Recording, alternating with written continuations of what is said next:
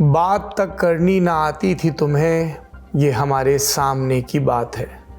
ये दाग का शेर है, दिल्ली के शायर थे। तब दिल्ली राजधानी नहीं थी, कलकत्ते को ये तमगा हासिल था। अंग्रेज़ी हुकूमत के दिन ढलने शुरू नहीं हुए थे। दाग का जिस बरस इंतकाल हुआ, उसी बरस अंग्रेज़ों ने बंगाल को बांट दिया। साल 1905 की बात हो रही है। मुस्लिम बाहुल्य इलाके ईस्ट बंगाल में आए और हिंदू बाहुल्य इलाके वेस्ट बंगाल में। हालांकि इसका ज़ोरदार विरोध हुआ। लोग वंदे मातरम का गायन करते हुए बंगाल की एकता के लिए सड़कों पर उतर आए। बहरहाल कुछ बरस बाद साल 1911 में ये दोनों हिस्से फिर से जोड़ दिए गए और इसी बरस राजधानी को भी कलकत्ते से दिल्ली स्थानांतरित कर दिया गया। कुछ दशक बीते और जब असल में बंटवारा हुआ, वो बंटवारा जो शब्द सुनते ही जहन में आता है 1947 का बरस, तब लगभग इसी तर्ज पर बना ईस्ट बंगाल और ये पाकिस्तान के हिस्से में गया। नाम दिया गया ईस्ट पाकिस्तान। लेकिन 20 बरस के भीतर ही ईस्ट पाकिस्तान के जहन में पाकिस्तान से आज़ादी का ख्याल आ गया। वहाँ के लोगों ने मुक्ति संग्राम शुरू किया। भारत ने बांग्लादेश की मदद के लिए सेना भेजी और दिसंबर 1971 में पाकिस्तानी सेना ने हिंदुस्तान की जाबाज सेना के सामने सरेंडर कर दिया और तब जाकर बना एक नया मुल्क बांग्लादेश। ये कहना बिल्कुल भी गलत नहीं होगा कि भारत की मदद के बगैर बांग्लादेशी अपने स्वतंत्र देश, अपनी स्वतंत्र अस्मिता और अपने आत्मसम्मान की रक्षा नहीं कर पाते और पाकिस्तान, जो उन दिनों पश्चिमी पाकिस्तान था, उसके पंजे के नीचे एक दोयम दर्जे के नागरिक बनकर रह जाते। पर सवाल ये है कि आज हम आपको ये सब इतिहास क्यों बता रहे हैं? क्योंकि इसी बांग्लादेश की मौजूदा सरकार ने कहा है कि अब भारत से कुछ समझौते तोड़े जाएंगे और भारत से अलग लहजे में बात की जाएगी। लहजा से आपको याद आया होगा कि हमने आपको शुरुआत में दाग का शेर सुनाया था। फिर सुनिए, बात तक करनी ना आती थी तुम्हें, ये हमारे सामने की बात है। आप समझदार हैं, हमें भरपूर यकीन है कि शेर का इस्तेमाल समझ गए होंगे। नमस्कार, सौरभ द्विवेदी नाम है हमारा और आप देखना शुरू कर चुके हैं ललन टॉप का अंतर्राष्ट्रीय प्रसंगों से जुड़ा रोजाना का कार्यक्रम दुनियादारी, जहां आज हम चर्चा करेंगे भारत बांग्लादेश के बदलते रिश्तों की और इसमें सीमा पर खींचे जा रहे तारों की क्या भूमिका है। क्योंकि घुसपैठिए हमारे मुल्क में आते हैं, बांग्लादेश में नहीं। इस पर भी बात करेंगे कि ये बांग्लादेश किन समझौतों को तोड़ने की बात कर रहा है, इसके पीछे जो व्यक्ति है उसकी राजनीति क्या है, ये समझौते कब लागू हुए थे, किन मुद्दों पर सहमति बनी थी और इन पर भारत का रुख क्या है। बड़ी खबर में सबसे पहले बात बांग्लादेश की। Brought to you by Sensodyne K and ITIL। बस पैक नहीं है। SLS पैराफिन और दूध का करंट भी कौन? तो लाइफ का करंट ऑन? कुछ भी। तू ट्राई करके देख ले। Sensodyne K toothpaste for sensitive teeth. Bharat और बांग्लादेश 4000 किलोमीटर से ज्यादा लंबी बाउंड्री शेयर करते हैं। इसे रेडक्लिफ लाइन कहा जाता है। रेडक्लिफ नाम सर सिरिल रेडक्लिफ से आया। ये उस कमेटी के मुखिया थे जिन्होंने भारत और पाकिस्तान की सरहद खींची। 5 राज्यों से बांग्लादेश की सरहद सीमा लगती है। ये राज्य कौन से हैं? आसाम, पश्चिम बंगाल, मिजोरम, मेघालय और त्रिपुरा। भारत किलोमीटर के लिहाज से इससे बड़ी बाउंड्री किसी से शेयर नहीं करता है और अब इसी पर मतभेद शुरू हुए हैं।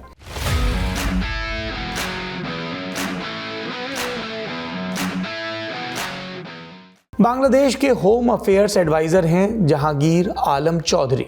इस पद को आप गृह मंत्री के बराबर समझिए, क्योंकि बांग्लादेश में शेख हसीना के जाने के बाद से एक अंतरिम सरकार काम कर रही है, जिसके मुखिया चुने गए बैंकर मोहम्मद यूनुस। उन्होंने प्रधानमंत्री का पद नहीं लिया है। उनका पद क्या है? चीफ एडवाइजर का। इनकी लीडरशिप में काम करती है एडवाइजर्स की एक टीम, जिसे आप कैबिनेट की तरह समझ सकते हैं।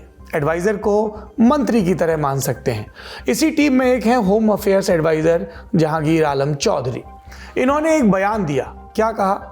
बोले कि भारत से बात करते हुए हमारी टोन अब के अलग होगी, लहजा अलग होगा। हम मजबूती से अपना पक्ष रखेंगे और उन सभी समझौतों को तोड़ेंगे जिनमें बराबरी नहीं है। बात कूटनीतिक तौर पर ही होगी, लेकिन हम कहीं भी झुकेंगे नहीं। दरअसल 17 फरवरी से 20 फरवरी के बीच दिल्ली में भारत और बांग्लादेश की बॉर्डर को लेकर एक मीटिंग होनी है। जहांगीर इसी के सिलसिले में ये बयान दे रहे हैं। इस बैठक में कौन होगा? भारत की तरफ से बॉर्डर सिक्योरिटी फोर्स यानी बीएसएफ और बांग्लादेश की तरफ से बॉर्डर गार्ड बांग्लादेश यानी बीजीबी। बीजीबी का काम वही है जो भारत में बीएसएफ का है। ये मीटिंग बीएसएफ और बीजीबी के बीच इस तरह की 55वीं मीटिंग है। एक और अहम बात, ये शेख हसीना के बांग्लादेश से भागने के बाद पहली मीटिंग है।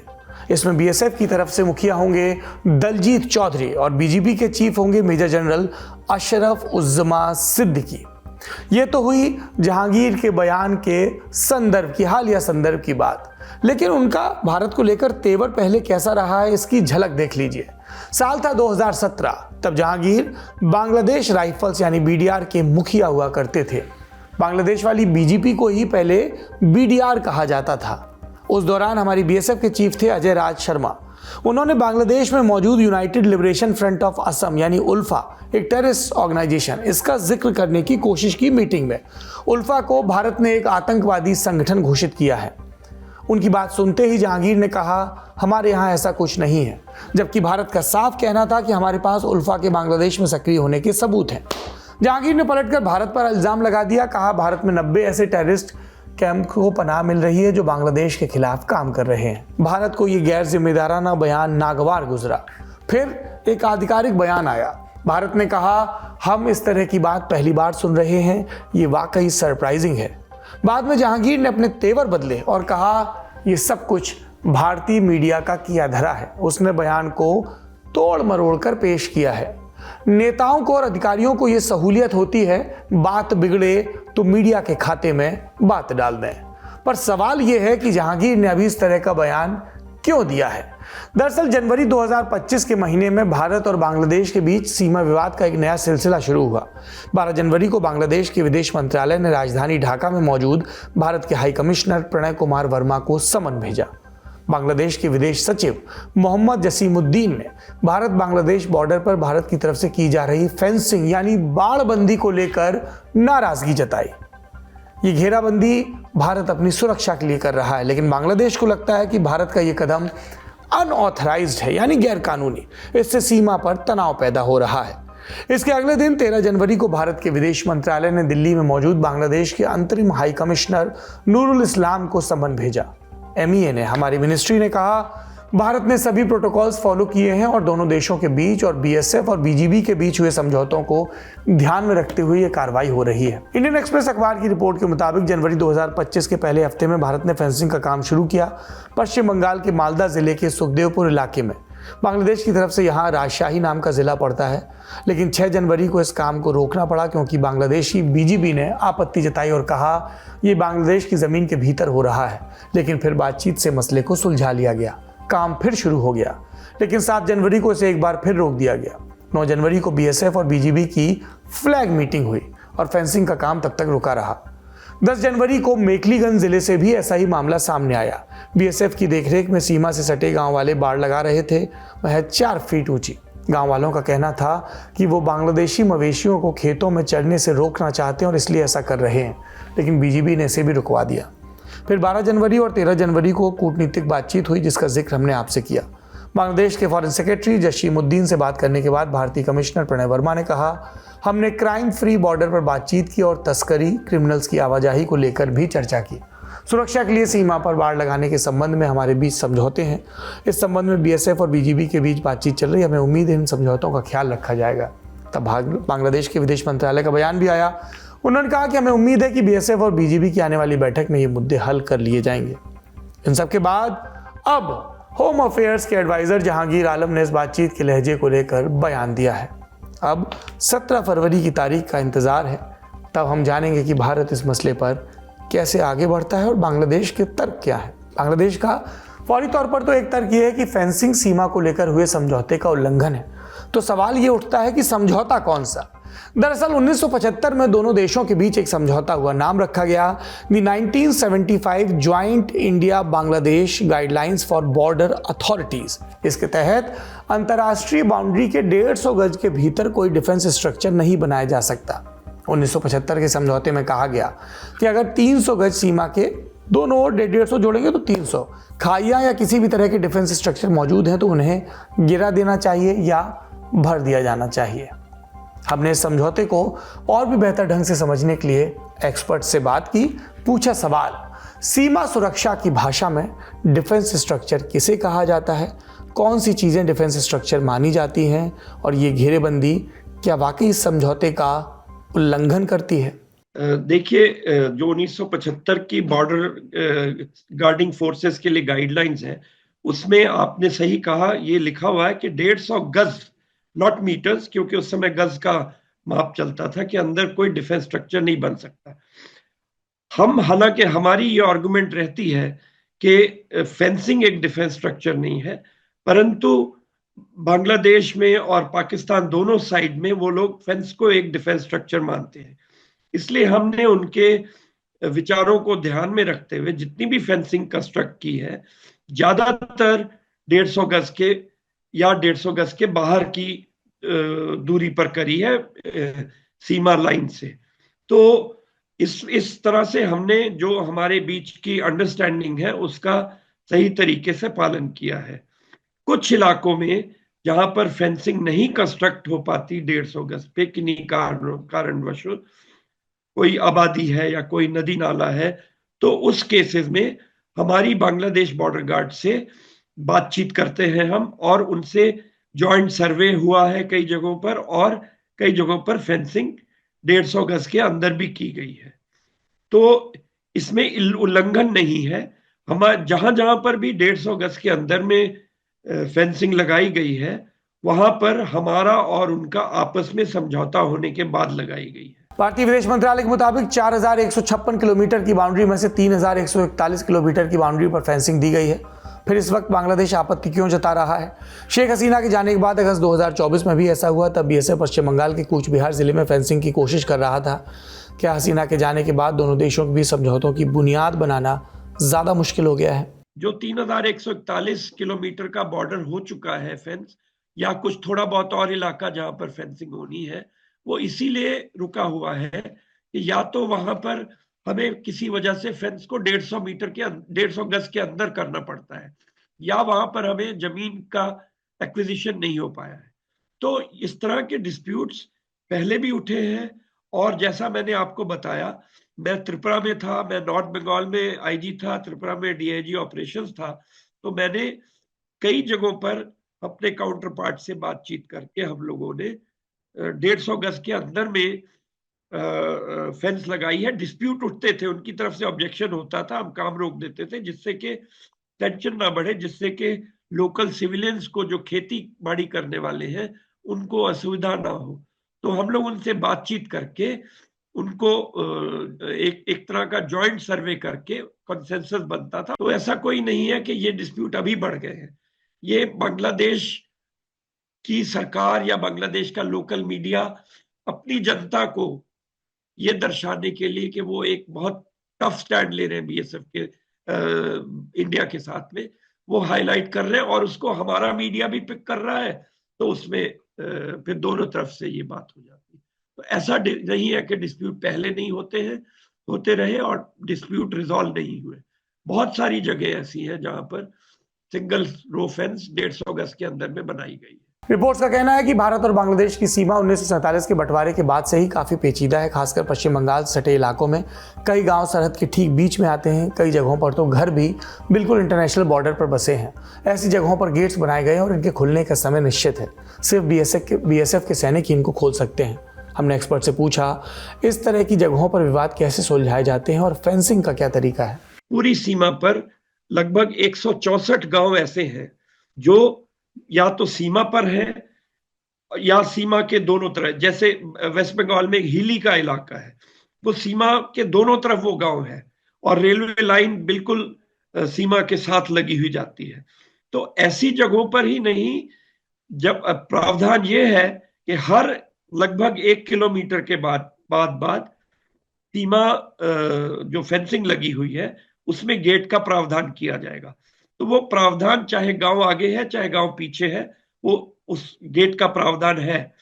ये गांव, क्योंकि इनको 164 गांवों को हम शिफ्ट नहीं कर सकते, इसलिए वहां पर हमें इन्हें वहीं पर रहने देते हैं और इन पे हम समय पर पेट्रोलिंग के द्वारा निगरानी करते हैं। डिस्प्यूट्स ऐसे इलाकों में कोई बहुत ज्यादा मेरी नजर में नहीं आए हैं, और ये सिर्फ सीमा इस तरह की रिहाइश जो है सिर्फ वेस्ट बंगाल में नहीं बल्कि त्रिपुरा में भी, मेघालय में भी ऐसी कई जगहों पर ऐसी स्थितियां पैदा हो गई हैं जहां पर ये सारे विलेजेस फेंस के आगे हैं। और इनमें हमारे जो सीमा प्रहरी हैं, इनमें से गेटों से आवाजाही को, उनके आइडेंटिटी कार्ड्स इत्यादि को देखकर उसको रेगुलेट करते हैं। और जो सीमा पे गेट खोलने के समय का निर्धारण है वो भी इन गांव की कंसल्टेशन के साथ में किया जाता है। और कई दफा इनकी सुविधा को देखते हुए काफी देर तक भी, क्योंकि उनमें से कई लोग ऑफिस में काम करते हैं, जिनके खेत आगे है, आगे ही रहना उनके लिए तो कोई प्रॉब्लम नहीं। कई लोग ऑफिस में काम करते, देर हो गई आगे, तो ऐसी जगहों पर उन गांव वालों से आपस में डिस्कशन करके लोकल लेवल पे local commanders, company commanders, battalion commander जो है इसका फैसला लेते हैं कि वो गेट कब तक खुले जाए या कब कितनी जल्दी सुबह खोले जाए। सीमा के बारे में इतनी बात की, जाते जाते भारत बांग्लादेश के बनते बिगड़ते रिश्तों पर एक बात, तुमसे भी बातचीत हो, दिल से भी गुफ्तगू रहे। बड़ी खबर यहीं तक, अब सुर्खियों का रुख करते हैं। पहली सुर्खी अमेरिका से। राजधानी वॉशिंगटन डीसी में 30 जनवरी को एक भयानक विमान हादसा हुआ। एक यात्री विमान हेलीकॉप्टर से जा टकराया। इस दुर्घटना की वीडियो भी सामने आए। अमेरिकन एयरलाइंस के इस प्लेन में लगभग 64 लोग सवार थे।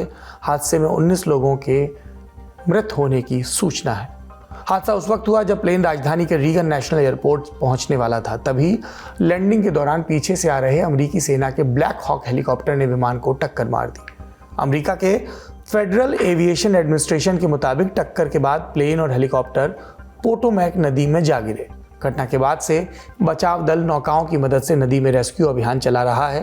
तत्काल इमरजेंसी को लागू कर रीगन नेशनल एयरपोर्ट को बंद कर दिया गया है। इसके चलते एयरपोर्ट पर सभी उड़ानों और लैंडिंग्स को रोक दिया गया है। अमेरिकन एयरलाइंस ने भी बयान दिया और बताया कि ईगल फ्लाइट संख्या 5342 कैंसस से वॉशिंगटन जा रही थी। इसमें 65 यात्रियों के बैठने की क्षमता है। विमान से टकराने वाले हेलीकॉप्टर का नाम सिकोरस्की H-60 है, जिसे ब्लैक हॉक भी कहा जाता है। हादसे के वक्त इस हेलीकॉप्टर में 3 लोग सवार थे, उनमें से किसी को नहीं बचाया जा सका। राष्ट्रपति डोनाल्ड ट्रंप ने हादसे पर दुख जताया। व्हाइट हाउस की तरफ से बयान जारी हुआ जिसमें उन्होंने कहा, हम स्थिति पर नजर बनाए हैं। राष्ट्रपति ट्रंप अवैध प्रवासियों को खिलाफ एक और सख्त कदम उठाने जा रहे हैं। खबरें हैं कि इन लोगों को कुख्यात जेल ग्वांतनामो में भी भेजा जा सकता है। ये जेल ग्वांतनामो की खाड़ी में है। ट्रंप ने रक्षा मंत्रालय और गृह मंत्रालय प्रशासन को निर्देश दिया कि जेल में वो 30,000 अवैध प्रवासियों को रखने की व्यवस्था करें। ग्वांतनामो बे जेल में मुख्य रूप से संदिग्ध आतंकवादियों को रखा जाता है। आपके मन में दिलचस्पी हो सकती है कि ये जेल है कहाँ? क्यूबा के तट के पास यूएस नेवल बेस पर बनी ग्वांतनामो बे दुनिया की सबसे बदनाम और खतरनाक जेलों में से एक है। यहाँ से अमानवीय यातनाओं की खबरें भी आती रही हैं और कई बार इसे बंद करने की मांग भी उठी। पूर्व राष्ट्रपति बराक ओबामा और जो बाइडेन भी ये मांग कर चुके हैं, लेकिन जब वो खुद राष्ट्रपति थे तब जेल बंद नहीं हुई। ट्रंप शुरू से ही इसे बंद करने के पक्ष में नहीं थे। फिलहाल इस जेल में सिर्फ 15 लोगों को रखा गया है। राष्ट्रपति ट्रंप ने 29 जनवरी को लैकेन रिले एक्ट पर भी दस्तखत किए। एक्ट का ये नाम जॉर्जिया की एक छात्रा रिले के नाम पर रखा गया है, जिनकी पिछले साल हत्या कर दी गई थी। वेनेजुएला से अमेरिका एक प्रवासी पर इस हत्या का आरोप लगा, लेकिन रिले एक्ट अमेरिकी सरकार के अधिकारियों को उन अवैध अप्रवासियों को हिरासत में लेकर डिपोर्ट करने का अधिकार देता है जो किसी भी क्रिमिनल एक्टिविटी में शामिल हैं। और इसी एक्ट के तहत इन अवैध अप्रवासियों को ग्वांतनामो बे जेल भेजने का ट्रंप सरकार प्लान बना रही है। आज का दुनियादारी यहीं समाप्त होता है। आज का ललन टॉप शो जरूर देखिए, जिसमें कुंभ पर विस्तार से और जरूरी बात की गई है। शुभ रात्रि।